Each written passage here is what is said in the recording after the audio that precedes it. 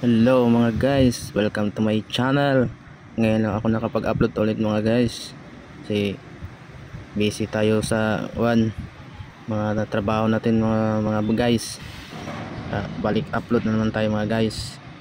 Yung papalik kami sa Manila mga guys, na stranded kami sa Bacolod Redco Fair sa Bacolod mga guys. Tapos ito, nag-video na lang ko kasi stranded may tulo ka adlaw sa Bacolod sa sulod mi ng kuan guys, sa barko sa tubo, sa loob na kami. Tapos yun, video na lang kami para malibang mga guys, kay saon man na naabtan matag bagyo, kaya mo na natong kalingawan mga guys. Mo nakita na ko mga guys sa guwa na busy kayong mga equipment diri mga guys, yung mga container van, yung mga truck na container van mga guys. Yung may busy sila kayo, may mga pinibira nila yung mga container van, tapos dinadala nila dun sa barko.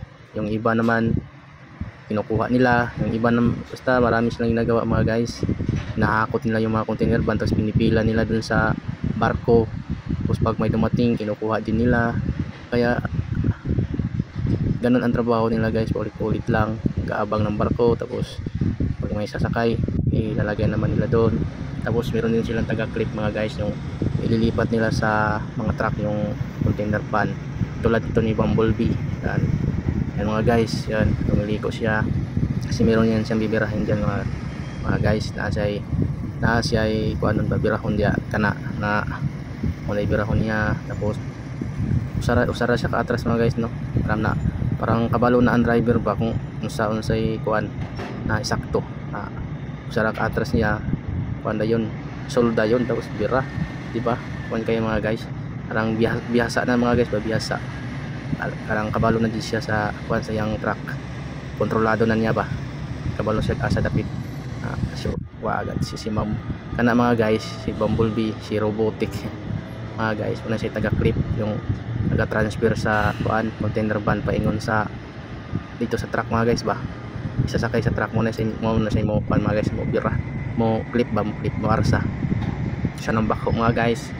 Yung sa purpose ng bako agro guys, no, may luta diya yung mga guys, pero mga kargahan siguro ng mga guys, yung mga box siguro ba, may liit lang kana mga guys. Yan Togo container van na siya mga guys. Yan dalo dito dapita, ito na dapita yago nang kuan pila siguro dito kana mga guys. Kana si Blue maupo na siya po na taga-clip kanang siya taga-arsa sa kuan ba, yung mga container na nakaparil na ng mga pula muna mga guys, narsahon nila. Tapos lang ilipat ilipat niya sa truck para makarga nila muna mga guys.